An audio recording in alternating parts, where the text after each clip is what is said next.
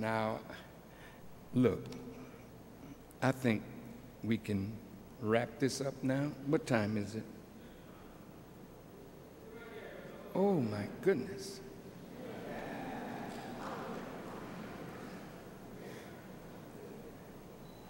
I have so much to tell you. I just can't tell it all. But I want us to see how successful Jewish people are. Would you just like to take a peep at them and why we should study them as the most successful and learn how they have worked hard in a collective manner and have become the powerful people that they are? Don't you want to rise from the condition that you're in?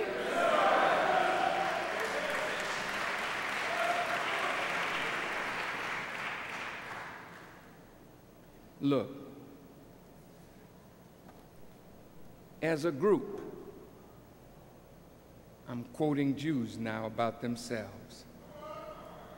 As a group, Jews are the most successful in terms of income and wealth, and they have reached the echelons, the highest echelons of power in every field: transportation, distribution, publication, movies, theater, art, science, medicine, law, architecture, astronomy, archaeology, anthropology.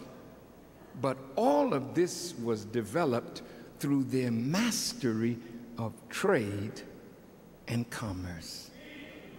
It is their success in trade that fueled all the other areas of Jewish life.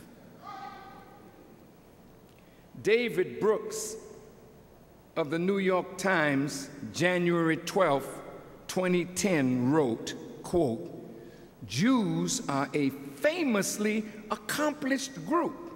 They make up 0.2% of the world population, but they're 54% of the world chess champions, 27% of the Nobel Physics laureates, and 31% of the medicine laureates.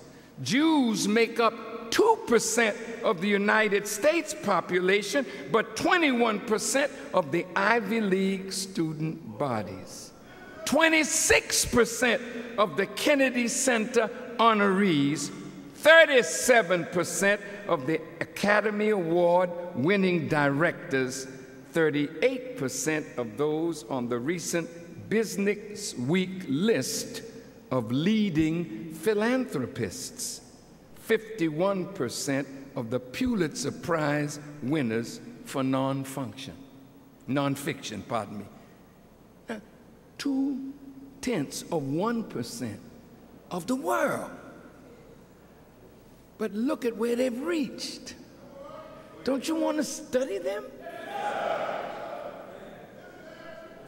You need to get the book.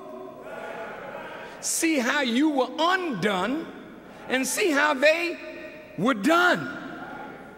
We got to do the same thing, only for righteousness and not for evil, because God is closing down their world. But if you study how they were successful and use the great principles that they used for righteousness' sake, we as a people can rise.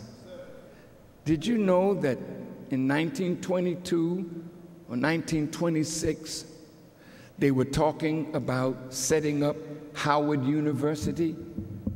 And in Congress, they were arguing over what Howard was going to teach. And listen to this. White folks in Congress said, well, we don't know why we're setting up this college for black people, because we're never going to teach them, 1, the science of business, 2, the science of warfare, 3, the science of mating. Mating. Mating. What that got to do with it? Have you noticed that you can go into business,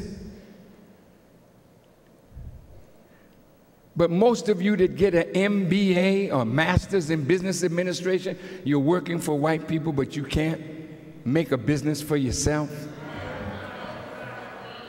Have you ever noticed that even our successful businessmen, and in this city of Chicago, we had a black businessman named Mr. Johnson, Ultra Sheen. You remember him?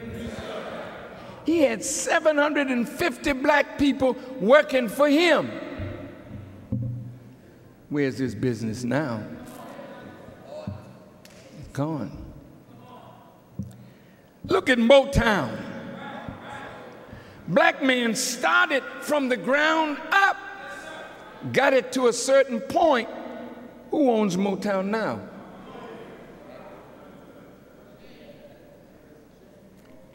BET, started by a black man, developed by a black man, now owned by Jews. What offer did they give you that you couldn't refuse? See, you think about business, but business in this world is warfare. And if you don't know the science of warfare, you make business, but you won't know how to protect what you build. And what is the science of mating?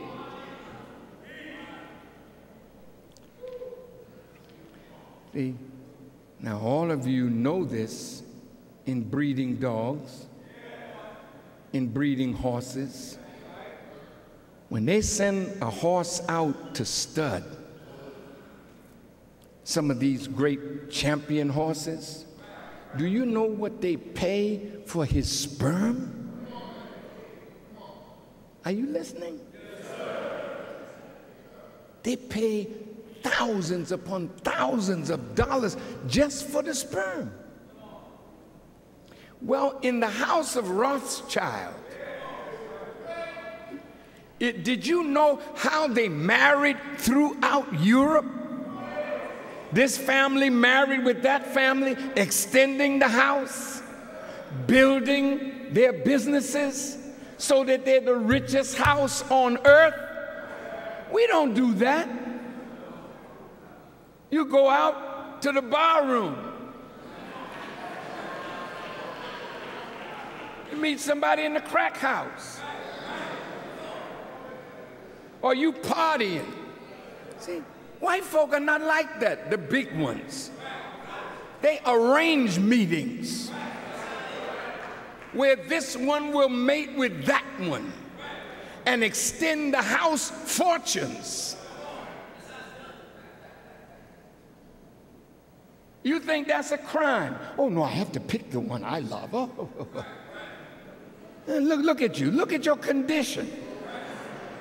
What you pick is, well, poor things.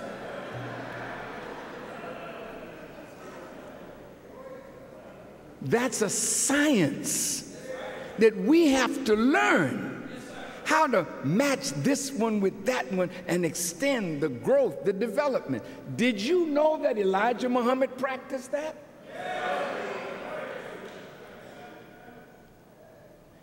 I gotta say it. In 1974,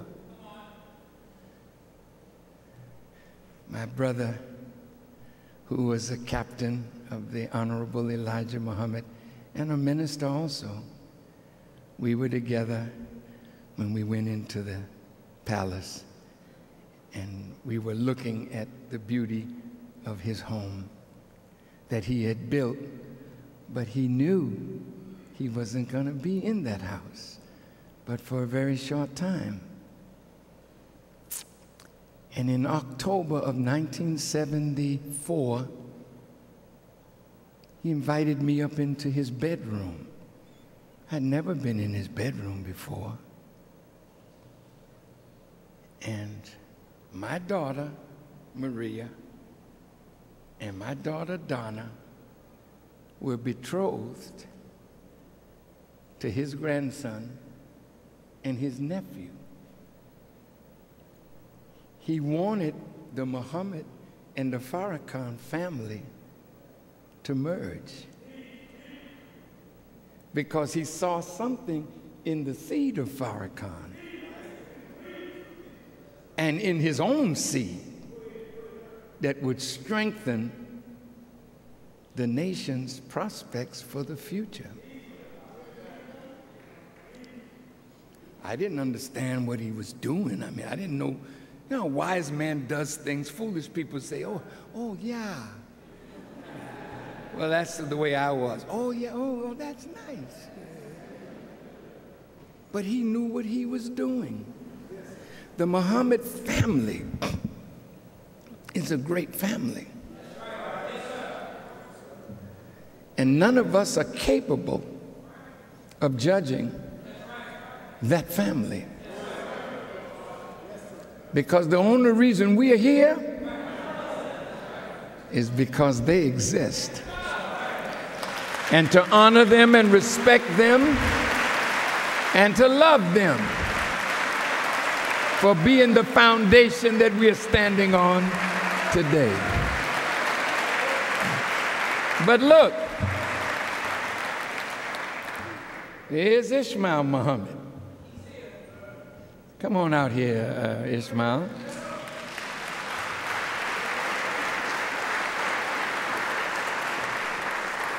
This is one of the sons of the Honorable Elijah Muhammad. A few weeks ago, his other son, Abdul Yassin Muhammad, spoke here. Rasul Muhammad is his student minister in Detroit and Miami. And Kamal Muhammad married my daughter, and my son Joshua married a daughter of Elijah Muhammad. And he told me how the children would be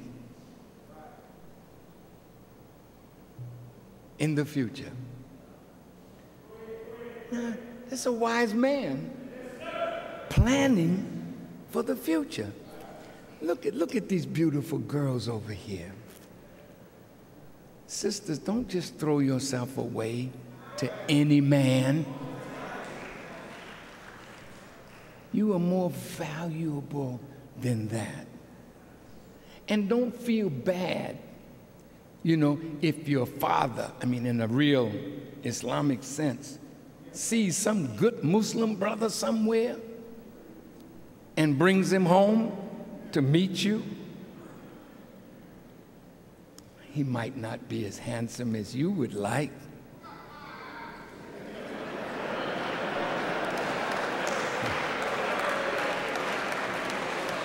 But if he got the right stuff, that's how white folk have expanded and grown and had big, strong families. I think Hillary Rodham Clinton is a part of, if you trace her lineage, she go right back to the Rothschilds. Her daughter is about to marry a Jewish young man. This is no accident. She ain't bringing him or her to some little jive dude. That man got some stuff.